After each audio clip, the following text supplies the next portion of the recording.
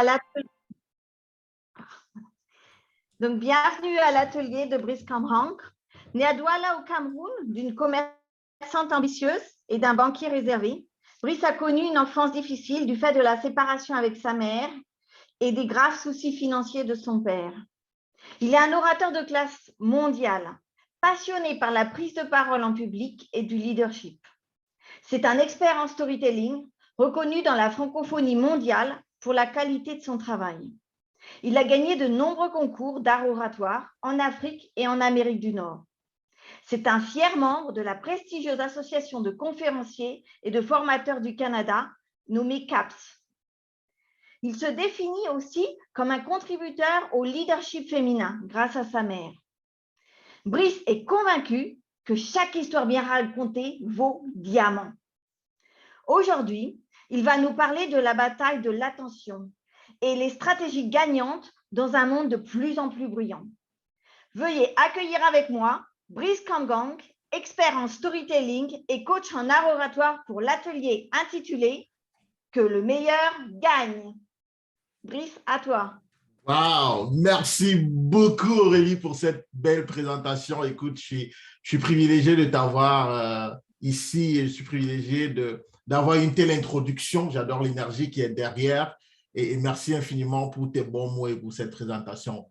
Merci également à toutes les personnes qui sont là. Merci d'avoir choisi cet atelier. Je suis convaincu qu'au sorti de cet atelier, vous apprendrez peut-être quelque chose de nouveau, mais mieux encore, je suis convaincu d'une chose, c'est que moi, j'apprendrai davantage. J'apprendrai davantage de ce que moi, je vais vous présenter et de ce que vous allez me donner en retour parce qu'on aura une interaction. Je suis convaincu que je vais apprendre beaucoup. Alors, Aurélie, s'il te plaît, tu peux rentrer dans la salle principale, demander deux choses. Ah, c'est ça. Alors, je ne sais pas si c'est la salle principale ou alors c'est toi qui devrais m'autoriser à partager mon écran parce que je vais partager l'écran et là, je vois que je n'ai pas accès. Ah, je ne sais pas comment te donner l'accès à l'écran. Est-ce que tu es co-host en ce moment? Tu es co-animatrice, c'est ça? Oui. Alors, voilà, tu vois au niveau du partage de l'écran, juste à côté, il y a une sorte de flèche montante. Oui. Voilà, tu cliques à côté et tu autorises. Voilà. Excellent. Ah, mais c'est bon. Merci Aurélie. Tu as fait ça comme d'habitude en grande. Donc, je vais m'assurer que c'est correct, tout le monde. Alors, est-ce que tout le monde voit mon écran? Excellent. Si je zappe comme ça, tout le monde voit quand je change, c'est bon? Parfait. Alors, nous allons parler de quelque chose de super important pour moi en matière de communication parce que, oups, Aurélie, est-ce que tu vas me signaler quand il va me rester… OK. OK. De toutes les façons, on aura des questions-réponses. Donc, quand j'aurai fini ma présentation, ça va être le temps d'échanger avec vous pour apprendre davantage aussi de ce que vous avez à partager. Donc, on va parler que le meilleur gagne. C'est fou parce que j'ai pris quand même une image qui peut paraître agressive, etc. C'est la boxe, c'est les gants, boum, que le meilleur gagne. Mais il n'y avait pas mieux que ça pour présenter la réalité dans laquelle nous sommes aujourd'hui. Le monde dans lequel on est aujourd'hui est un monde où il y a une concurrence féroce dans tous les secteurs. Et l'un des premiers secteurs, c'est le secteur de la communication. Parce que s'il y a une chose qu'on ne peut s'empêcher de faire dans la vie, c'est de respirer. S'il y a une deuxième chose qu'on ne peut s'empêcher de faire, c'est de manger et de boire. Et s'il y a une troisième chose qu'on ne peut s'empêcher de faire, c'est de communiquer. Et là, en ce qui concerne cette troisième chose-là, malheureusement ou heureusement, on est dans un monde qui brouille. Mais avant, permettez-moi de vous parler de moi rapidement parce que je suis là, peut-être qu'il y en a qui me connaissent pas, peut-être d'autres qui me suivent éventuellement sur les réseaux sociaux, peut-être qu'on est amis, on est dans le même réseau, je ne sais pas. Mais je vais vous parler de moi rapidement, de ce que je fais en réalité. La première fois où j'ai offert des fleurs à une femme, c'était en 2013 à Douala au Cameroun. Ce jour-là, il pleuvait légèrement sur la ville et j'allais à une conférence. Donc, je roule, je passe dans la ruelle du marché des fleurs. Je vois plein de fleurs qui sont exposées là, tout aussi jolies les unes que les autres. Je continue d'avancer, je continue de rouler Et au bout d'un moment, il y a une fleur particulière qui captive mon attention. Et j'ai dit, celle-là, je la veux. Alors, je vais garer devant et puis je marche encore quelques mètres en me disant, oh, est-ce que c'est sûr que je vais vraiment retomber sur la bonne fleur que j'ai vue? Il y en avait tellement. Mais oui, je suis retourné exactement à l'endroit où j'avais vu la fleur et j'ai vu le fleuriste. Je lui ai dit, écoutez, monsieur, j'aimerais avoir cette fleur. Est-ce que vous faites des livraisons? Il m'a dit, bien évidemment. Donc, moi, je ne savais pas. C'est la première fois que j'offrais des fleurs à une femme. Donc, je ne savais pas comment ça fonctionnait. Il m'a dit, non, non, on peut vous faire la livraison. Il n'y a pas de souci. OK, remplissez la carte et tout. J'ai rempli la carte, j'ai payé les frais et ils sont allés livrer à la jeune demoiselle que je courtisais depuis plus de 2 ans et demi. Et elle me disait non. Je ne pense pas que je suis la personne qu'il te faut. Et donc, j'ai dit, OK, je vais faire quelque chose de nouveau. C'est venu comme ça. Et on livre les fleurs. C'était dans l'après-midi, vers 6 heures du soir. Elle m'appelle, fin d'après-midi, elle m'appelle. Elle me dit, Brice, wow, merci beaucoup pour les fleurs. J'ai vraiment aimé. Et tu m'as fait, quelle surprise. On ne m'a jamais offert des fleurs. Jamais, jamais de ma vie. Et en plus de cela, il est venu livrer en plein bureau. Dans nos bureaux, on est en open space, vous savez, les bureaux ouverts, style américain, où tout le monde voit tout le monde. Et quand il est rentré, tout le monde l'a vu. Tout le monde se demandait, mais qui est-ce qu'on va se diriger? Alors, il avance et il vient vers moi, il me remet les fleurs. Et mes amis ont applaudi, tout le monde a crié, on voulait savoir qui a envoyé ça. Certains voulaient même lire la carte et tout. Merci beaucoup, Brice. Et devinez quoi? Un an après, on s'est mariés, c'est-à-dire en 2014. Et ça va faire bientôt 9 ans qu'elle et moi, on partage la même vie, qu'elle me donne de beaux enfants et que chaque jour, j'essaie de la rendre heureuse. Ce n'est pas évident, mais j'essaie chaque jour de la rendre heureuse. Et c'est ça. Mais laissez l'histoire d'amour, c'est bien, c'est beau, ça peut faire couler des larmes, oh, c'est mignon, mais ce n'est pas de ça que je veux vous parler, en fait. Ce dont je veux vous parler, c'est que ce que je fais au quotidien, je suis un expert en storytelling. J'aide les gens à raconter la bonne histoire de la bonne façon afin de se démarquer de la masse, être identifié, être sélectionné et avoir l'impact qu'on veut avoir. Parce que je suis convaincu que chaque histoire bien racontée vaut diamant. La personne qui raconte la bonne histoire va toujours se démarquer de la masse. Qu'on soit salarié ou entrepreneur, dans les deux cas, il faut être capable de raconter la bonne histoire de la bonne façon. C'est exactement comme voir une fleur qui se démarque du lot parce qu'elle est bien présentée. Raconter la bonne histoire de la bonne façon permet de bien présenter. Donc ça, c'était pour vous dire ce que je fais au quotidien en tant qu'expert au storytelling. Je n'offre pas seulement des fleurs aux gens, mais j'aide des gens à se démarquer comme cette fleur qui s'est démarquée. Alors, revenons à notre sujet. C'est de ça qu'on va parler. Du beau monde. La communication. Dans un monde bruyant où tout le monde a son haut-parleur. Dans un monde où on dit désormais que l'être humain a une attention équivalente à celle du fameux poisson jaune ou poisson rouge, je ne me rappelle même pas. Tellement je vois du jaune et du rouge devant moi, je sais c'est mon cerveau, hein. Mon cerveau voit rouge et jaune. Mais bon, ça doit être le poisson jaune, quelque chose comme ça, qui est un poisson qui n'a pas une grosse attention. Il regarde, il zappe, il regarde, il zappe. On est tous de plus en plus influencés par ça. Et que se passe-t-il? Que faut-il faire dans nos échanges quand on doit parler à nos collaborateurs, à nos collègues, quand on doit parler à nos clients, quand on doit prendre la parole peut-être sur les réseaux sociaux pour donner des astuces, pour donner notre point de vue, par exemple, sur l'actualité. Je ne sais pas ce que vous faites comme activité, mais ce dont je suis convaincu, c'est que vous êtes appelés à communiquer et malheureusement, nous communiquons tous dans un monde de plus en plus bruyant. Alors, j'ai une question pour vous. C'est quand la dernière fois où vous avez pris la parole? Juste mettre dans le chat, il y a 2 jours, c'était aujourd'hui, c'était hier et tout. C'est quand la dernière fois que vous avez pris la parole? Ce serait intéressant de savoir un peu ça. J'ai besoin de savoir. C'est quand la dernière fois où vous avez pris la parole? Peut-être que pour certains, c'était il y a quelques minutes, d'autres il y a quelques heures ou des semaines, je ne sais pas. OK. OK. Hier à midi chez Toastmaster Marina, merci beaucoup. Marlène, hier, iPhone de Ménard, hier au travail, super. Ce matin, Emmanuel a une session Toastmasters. Il y a 4 jours chez mon club de Toastmasters. Il y a 2 heures ce jour formaté dans un club Toastmasters. Sinon, au supermarché ce matin, OK. Hier soir, au Toastmaster, Edem, Marina, merci beaucoup pour vos réponses. Elles sont toutes aussi intéressantes les unes que les autres. Et elles me permettent donc de voir que la communication est partout, la prise de parole est partout. Pour celles et ceux qui ont dit hier, moi je pense que ce n'était pas hier, hein, parce que vous êtes réveillés ce matin, vous avez sans doute pris la parole, vous avez communiqué à quelqu'un. Pour d'autres, c'était il y a juste quelques minutes.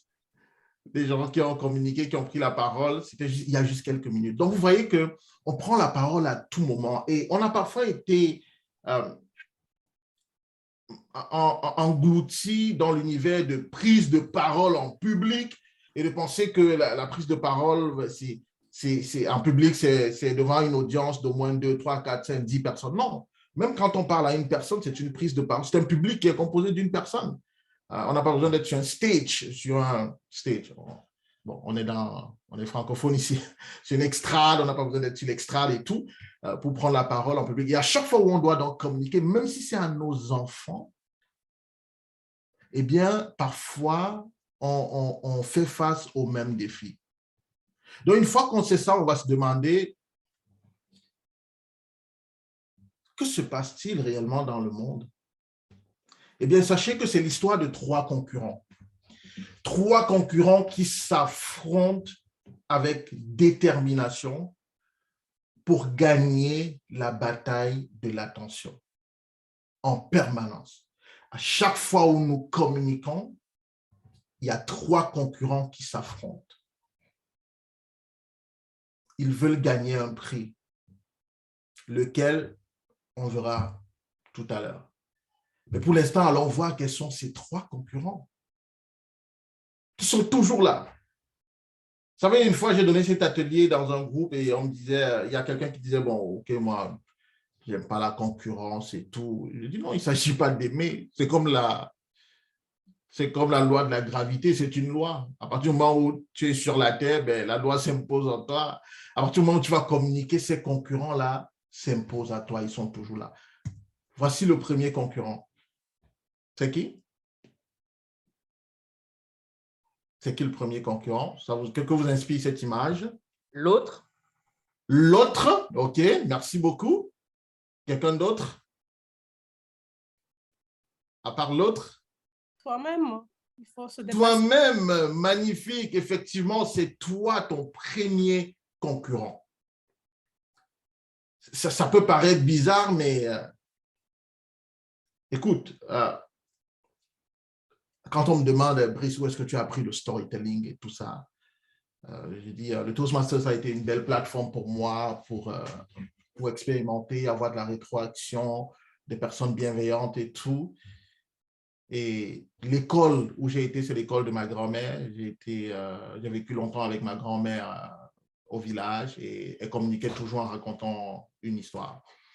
Et je vais vous raconter une situation que j'ai vécue avec ma grand-mère. Une année, je vais en vacances au village, comme je le faisais de façon systématique. Alors, mon village, c'est dans l'ouest du Cameroun. Ça s'appelle Fotouni. C'est le plus beau village au monde. C'est le meilleur endroit au monde où être. D'ailleurs, il me manque tellement ce village, Fotouni. Alors, Fotouni, c'est dans les montagnes à l'ouest du Cameroun. Une année, je vais donc là-bas comme d'habitude. Et le lendemain, dès mon arrivée le lendemain, on se lève et on va au champ pour la récolte du maïs. On arrive au champ.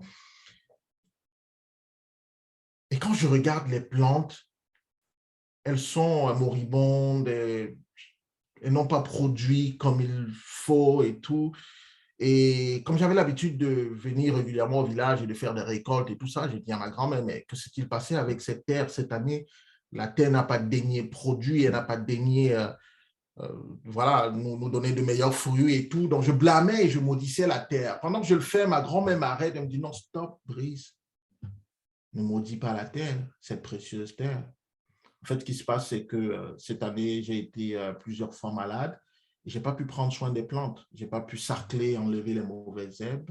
Je n'ai pas pu recouvrir les racines pour les protéger du soleil. Et c'est sans doute pour ça qu'on n'a pas eu de meilleurs fruits. Ma grand-mère venait là de me donner une leçon. Laquelle? Eh bien, prendre la responsabilité des résultats qu'on obtient. Parce qu'on a toujours notre part dans ça. Si nous ramenons ça à la communication, sachant qu'à chaque fois où nous communiquons, si on n'est pas sûr ou si on ne captive pas l'attention des gens, la première responsabilité est la nôtre. C'est nous. Donc, le premier concurrent, c'est toi-même. Le deuxième, que vous inspire cette image?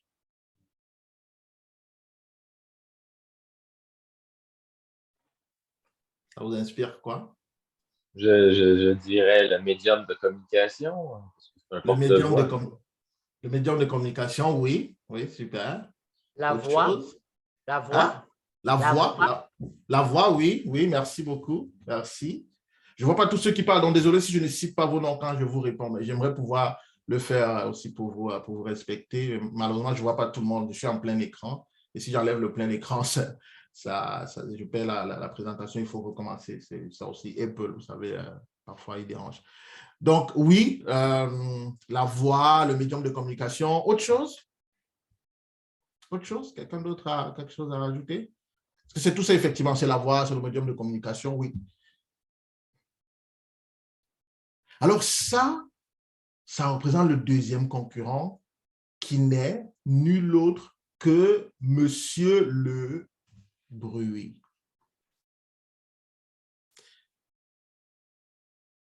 Écoutez, ça, c'est un concurrent féroce.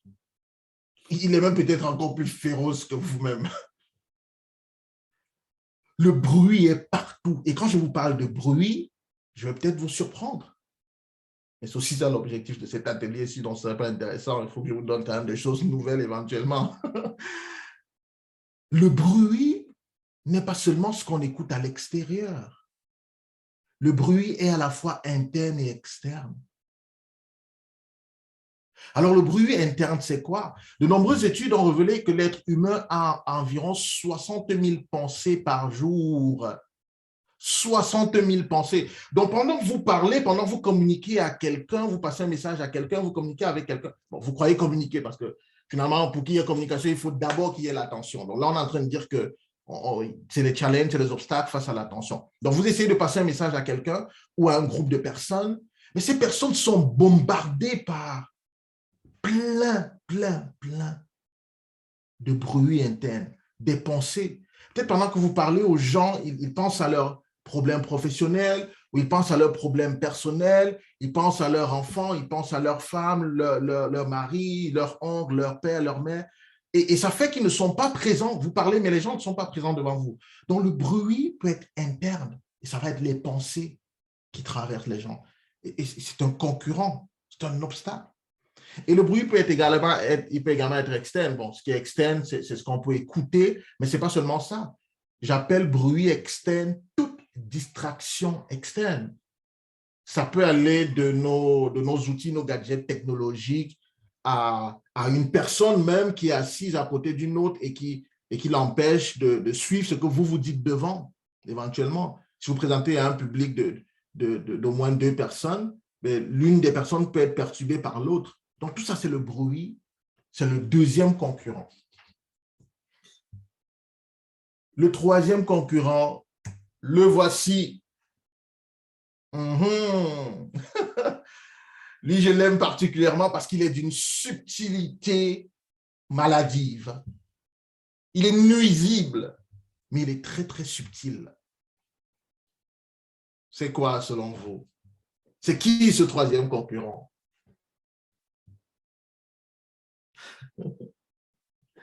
L'alimentation. L'alimentation, merci, merci, merci. Autre chose à suggérer?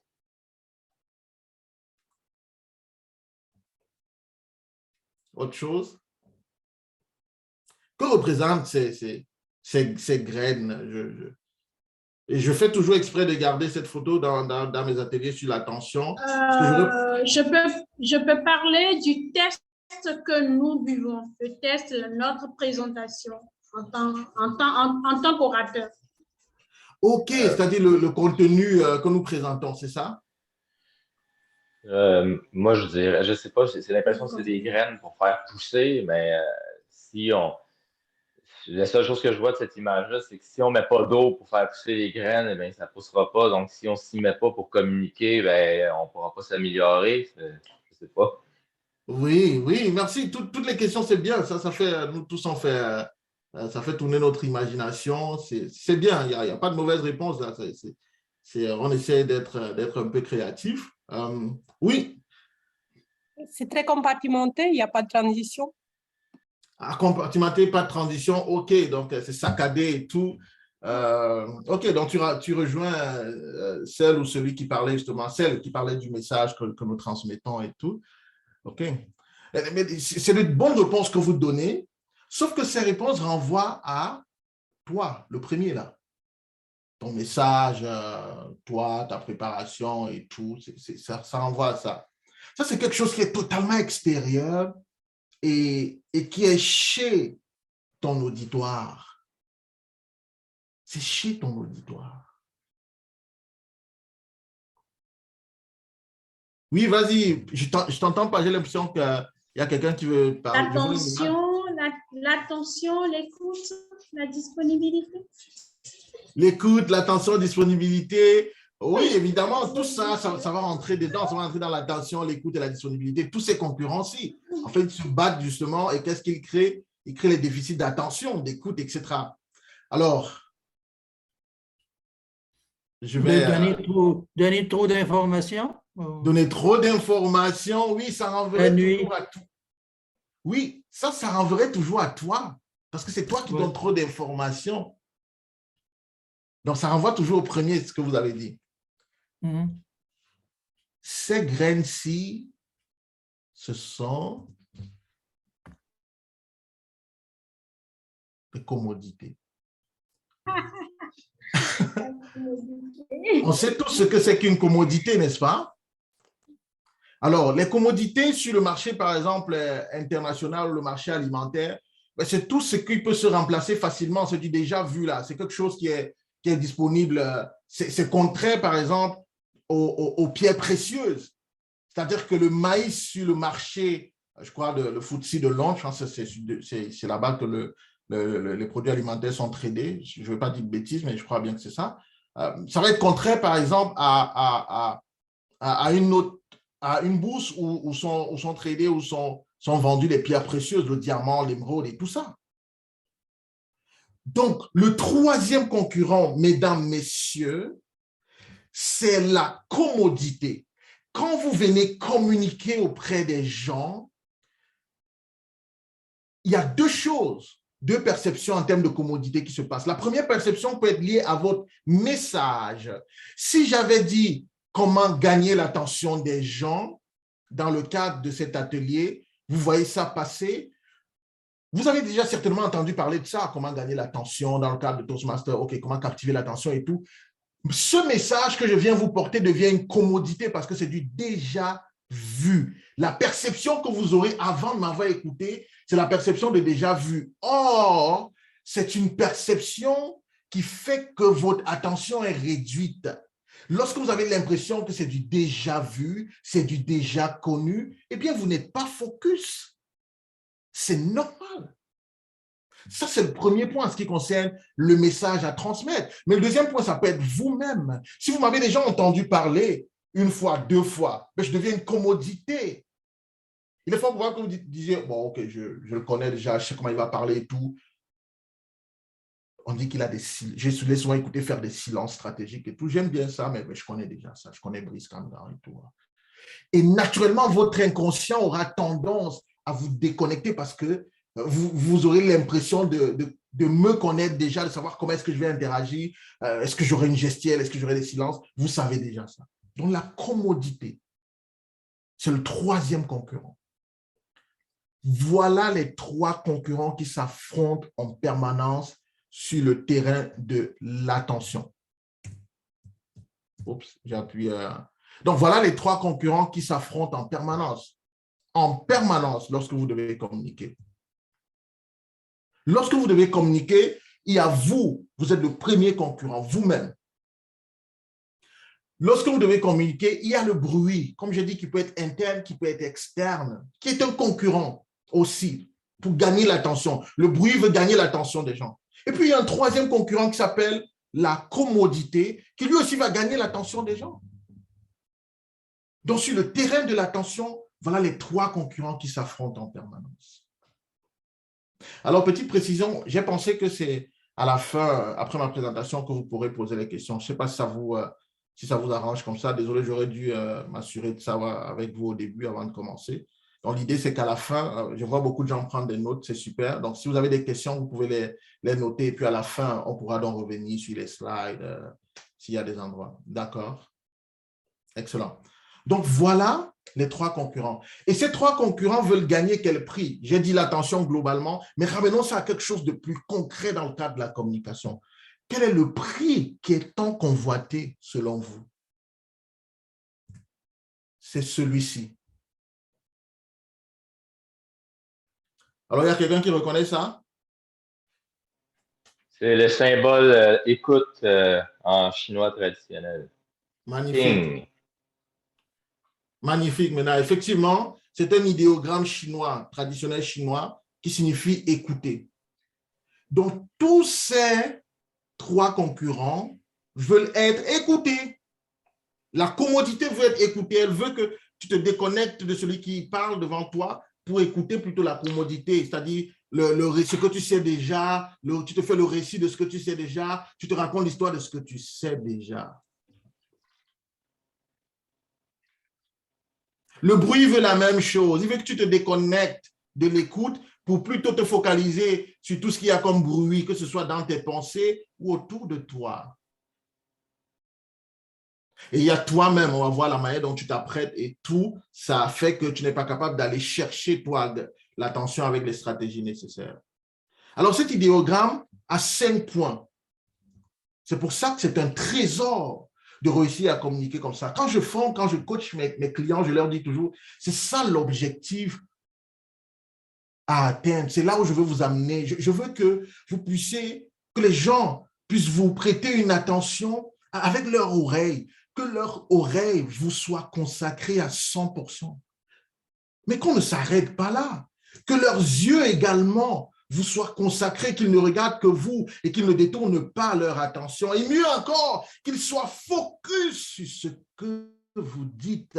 Et quand vous croirez que ce serait bon, non, il faut qu'ils vous ouvrent leur cœur. Mais vous croyez que c'est fini? Non, ils ne vont pas seulement vous ouvrir leur cœur, ils doivent vous considérer comme un roi, comme une reine. Quand un roi ou une reine parle, on ne se détourne pas, parce qu'on se dit, il y a une parole de sagesse qui va être libérée dans quelques secondes. Je dois rester focus, je dois regarder, je dois avoir l'oreille là, mon cœur doit être ouvert pour recevoir ce que le roi ou la reine a à partager.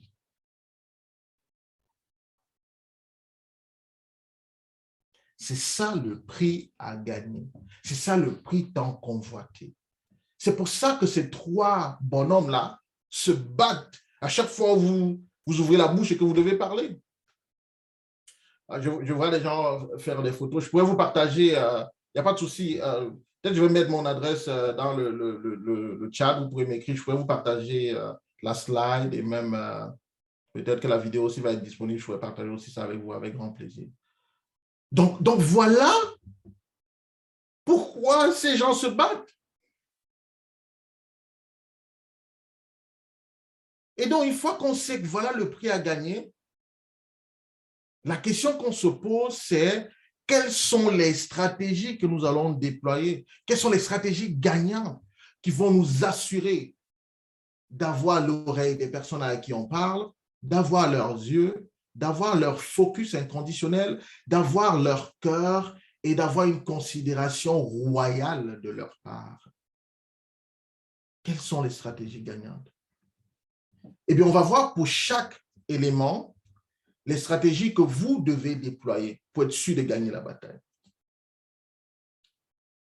Je dis toujours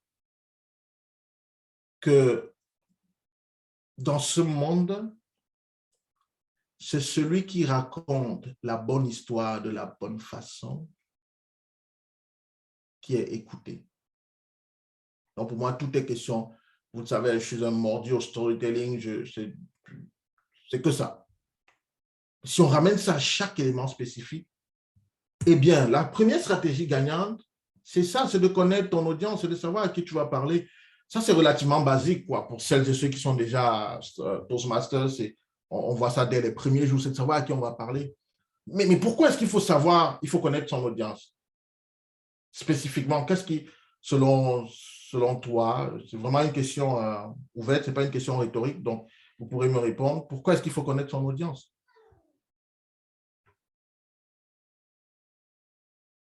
Surtout, je m'adresse surtout aux Toastmasters parce que on a souvent vu ça. Pourquoi est-ce qu'il faut connaître son audience?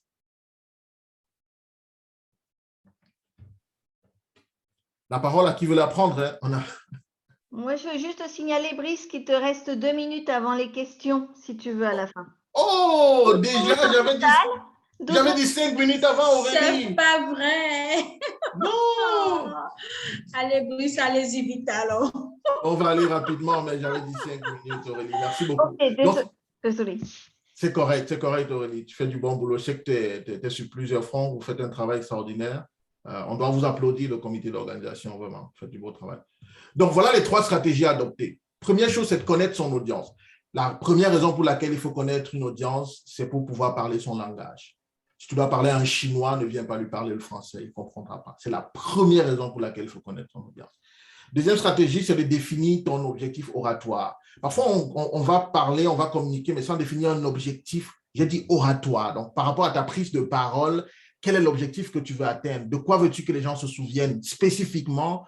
Ou alors, qu'est-ce que tu veux que les gens pensent spécifiquement? Ou encore, qu'est-ce que tu veux que les gens fassent comme action spécifiquement? Il faut définir un objectif oratoire. C'est ça qui fait parfois qu'on peut ne pas être prêt et donner des discours remarquables. Troisième chose, c'est d'adopter tes stratégies. Et ces stratégies-là, on va donc les voir plus tard dans les prochains points. Donc, il faut avoir ta liste de stratégies et d'être conscient que voici ce que je vais faire. Donc, on passe au deuxième, le bruit. Pour être sûr de gagner la bataille contre le bruit, qu'est-ce qu'il faut faire? Voici la première chose que je te suggère de faire. Les silences stratégiques. Alors, je n'ai pas dit les silences, j'ai dit les silences stratégiques. Quelle est la différence entre un silence et un silence stratégique? Eh bien, le silence, il peut être un silence grammatical. On peut juste faire des silences parce qu'on est à la fin d'une phrase. On peut faire un demi-soupir parce qu'on est dans une virgule. On peut faire un soupir parce que c'est un point-virgule. Ça, c'est le silence normal, c'est le silence grammatical. Mais le silence stratégique est un silence pensé qui est mis à un endroit spécifique pour atteindre un objectif précis et il doit durer minimum 3 secondes. Là, il devient stratégique. Et quand tu racontes une histoire, quand tu prends la parole et que tu racontes une histoire, tu dois te servir des silences stratégiques, notamment pour être sûr de créer du suspense. Donc, là où tu fais le silence, là où il y a du bruit, toi, tu dois faire du silence. Écoute, on a presque terminé. Là, je vous aurais raconté l'histoire de ce qui s'était passé un jour, une rentrée de classe au lycée technique de Douala, Koumassi, au Cameroun. Peut-être que je vous raconterai ça plus tard en recevant votre adresse courriel. Je vous raconterai cette histoire pour vous expliquer la puissance du silence stratégique. Deuxième chose, c'est la variation vocale. On le sait tous. Si tu es monotone, ben le bruit va gagner sur toi. Mais si quelquefois, tu peux varier ta voix, augmenter ton volume et accélérer ton débit, tu gagnes sur le bruit. Si quelquefois, tu peux ralentir ton débit et en baissant ton volume, là aussi, tu gagnes la bataille contre le bruit. Et enfin, troisième stratégie, l'humour. Oui, l'humour. Pas l'humour au sens de ce qui peut vous générer une gifle, mais l'humour... l'humour moins sarcastique. Je peux faire l'autodérision. Parce qu'on a vu ce qui s'est passé avec Will Smith il y a quelques mois. Je ne vous souhaite pas ça. Donc, voilà les stratégies que vous pouvez adopter au niveau du bruit. Et troisième élément, face à la commodité, que faire? Alors, la commodité, j'ai dit, c'est le fait justement d'être pris comme quelque chose de vulgaire, de commode, c'est du déjà vu, c'est du déjà connu. Donc, la principale stratégie, c'est d'être différent, c'est d'apporter quelque chose de différent. Et dans le cadre de ces choses différentes, voici les stratégies que je te propose. Un, voilà ce que je te suggère de faire, c'est de montrer avant d'expliquer. Montrer avant d'expliquer, c'est quoi? Tout à l'heure, on a vu, par exemple, l'un des orateurs qui commence en marchant, il marche, avant d'expliquer ce qu'il faisait. Deuxième élément, tu peux déclarer avant d'expliquer. Non, j'en ai marre. Rassurez-vous, ce n'est pas moi qui dis que j'en ai marre. En fait, il y a quelque temps, j'ai vu un ami à moi et il faisait face à telle situation. À un moment donné, il a dit, j'en ai marre. Donc, vous déclarez avant d'expliquer. Ça fait que vous êtes différent à chaque fois. On dit, cette dame, elle a une façon assez spécifique d'apporter l'information à la table. Ce monsieur, il a une façon assez spécifique, assez différente d'apporter son information. Troisième et dernier élément, n'hésitez pas à utiliser un support visuel. Vous avez vu, grâce aux différentes images que j'ai utilisées, ça a permis de gagner votre attention. Mais quand je parle de support visuel, ce n'est pas seulement le PowerPoint. Le support visuel, et ça, je voudrais justement apporter peut-être un plus à ce qu'on nous enseigne aussi au Toastmasters. Le support visuel, c'est tout élément visuel qu'on a. Ça peut être un objet comme ça peut être un PowerPoint. N'importe quel objet, une feuille, je me rappelle, j'ai un truc blanc devant moi. Une fois, j'avais dit, quand vous regardez ça, que voyez-vous? Dans le cadre d'un discours, c'est ce que j'avais dit. J'avais commencé comme ça. Ça, c'était un support visuel. Et puis, ça a captivé l'attention des gens. Mais pourquoi ils nous montrent un tissu? Qu'est-ce qu'on voit? Moi, je vois un tissu, je vois blanc, etc. Donc, voilà les différents éléments que vous pouvez utiliser pour les stratégies gagnantes par rapport à chaque élément. C'est ce que j'avais à partager avec vous. Je prends vos questions pour clarifier. Merci infiniment pour votre attention, je l'espère.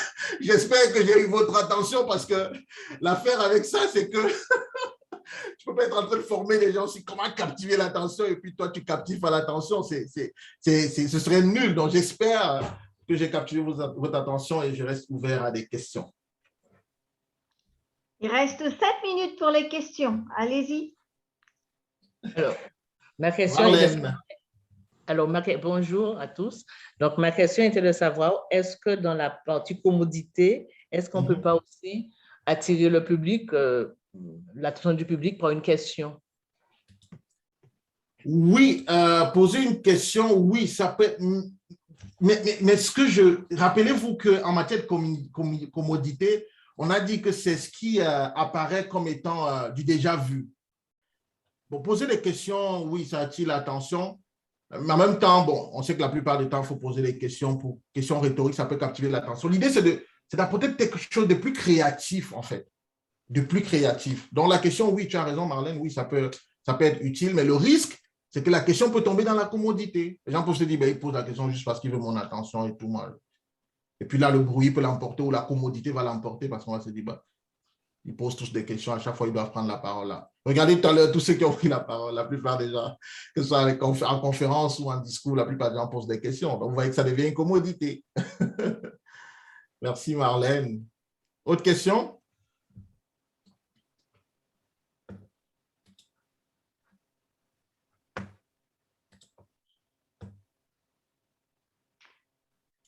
Marina qui dit, je peut-être qu'elle peut parler. Marina, merci beaucoup. J'espère que tu es là. Marina qui dit, pour connaître son public, si on ne l'a pas, on n'a pas eu l'occasion avant. C'est un très, très bon point parce que c'est J'ai une voix horrible parce que je suis enrhumée. Mais c'était pour rebondir sur la question de Marlène, sur les questions. À la limite, on peut faire ça, mais pas une question rhétorique, une question vraie pour connaître son public. Oui, oui, ok. Avant. Oui, c'est-à-dire, par exemple, demander êtes-vous des entrepreneurs ou des salariés? Et là, ils te diront, levez la main si vous êtes des salariés. Là, ça te permettrait d'avoir la proportion de salariés. Oui, c'est très bien, très bon point. Merci infiniment pour cette contribution, Marina. Oui, pour connaître ton public, oui, tu peux poser la question, une question ouverte ou fermée, mais une vraie question. Autre question? S'il n'y a pas d'autres questions, Oli, si tu permets. Vas-y, Aurélie, oui. Oui, moi, je voudrais savoir comment tu poses tes silences stratégiques. Comment tu les choisis? Ok, Bonne question. c'est une très, très bonne question. C'est ça.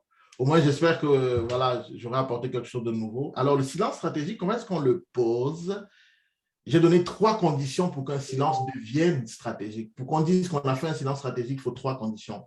La première, c'était qu'il doit avoir un but précis à atteindre. C'est-à-dire que pourquoi est-ce qu'on décide de faire silence maintenant à cette partie du discours et pas plus tard et pas avant? Pourquoi? Ça peut être parce que justement, on veut peut-être créer le suspense. Ça peut être parce qu'on veut stimuler la curiosité. Ça peut être parce qu'on veut mieux concevoir, s'assurer qu'on va prononcer la bonne phrase. Parce qu'on estime que ce qu'on vient de dire, il faut connecter ça à quelque chose de puissant. Et donc, on s'assure d'aller chercher le bon mot. Comme moi, j'ai marqué un temps d'arrêt là pour aller chercher le mot puissant. Parce que je voulais vraiment que ce soit présenté comme ça. Donc, ça peut être ça, donc un objectif. C'est ça qui va déterminer. Mais la deuxième chose qui va déterminer la stratégie, c'est que c'est bien intentionnel. C'est-à-dire que tu dois savoir que ici, je dois faire un silence dans ta préparation, quand tu t'apprêtes et tout, tu dois savoir qu'à tel endroit, par rapport à l'objectif que je veux atteindre là, il faut que je fasse un silence ici. Donc, c'est intentionnel. Et puis, la troisième condition, c'est que ça doit durer minimum 3 secondes pour amener les gens à languir. Se demander, mais où est-ce qu'il nous amène? Vous savez, quand j'ai gagné le concours de district en 2020, l'une des choses que beaucoup de gens m'ont dit et qui me disent encore aujourd'hui, c'est qu'ils me disent toujours, Brice, je me rappelle de tes silences. C'était fort. Ton histoire nous a marqué, oui, on se rappelle l'histoire et tout, mais tu as des silences dévastateurs.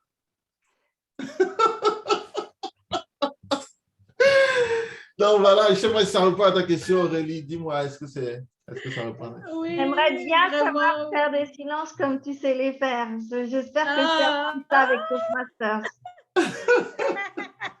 Vraiment, merci Brice. Au moment où tu parlais de ce silence stratégique, j'ai senti des émotions en moi parce que lorsqu'on est en train de présenter quelque chose, surtout nos discours, et à un moment donné, on a envie de monter l'attention du public. J'avoue que ça ne s'exprime pas, mais c'est ça. Mais aujourd'hui, j'ai eu le mot juste. C'est le silence stratégique. Merci.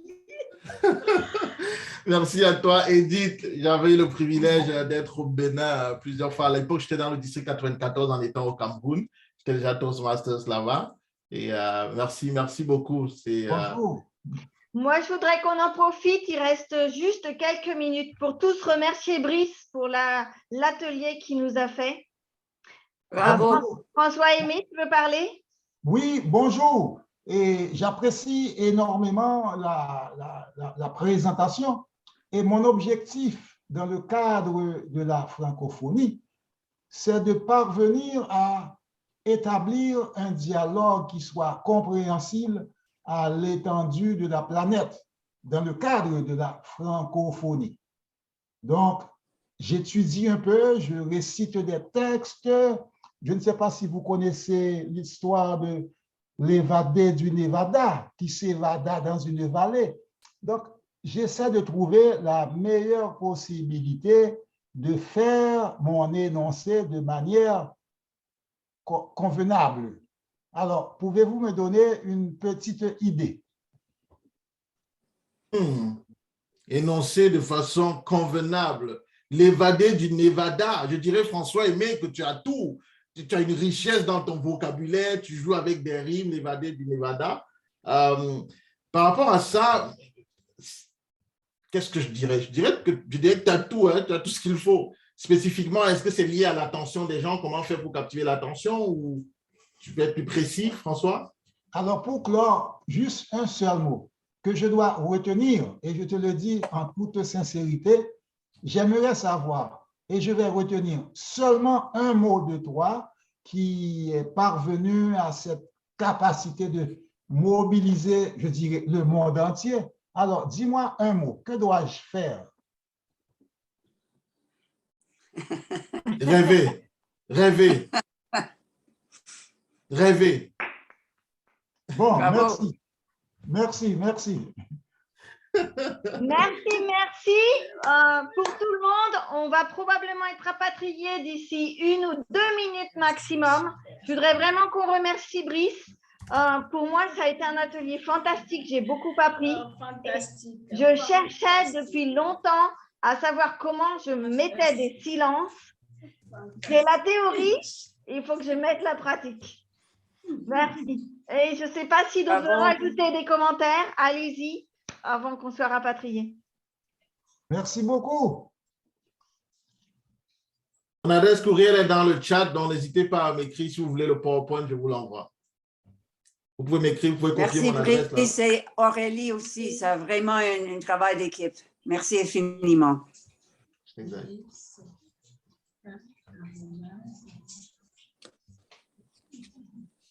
C'est Brice K, Brice la lettre K, @bricekamgang.com.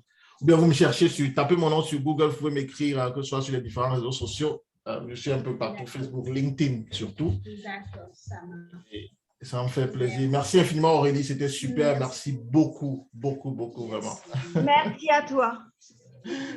Storytelling, c'est toujours important dans les discours, mais il faut que j'apprenne encore. J'ai beaucoup à apprendre. On a tous à apprendre, crois-moi. Merci beaucoup.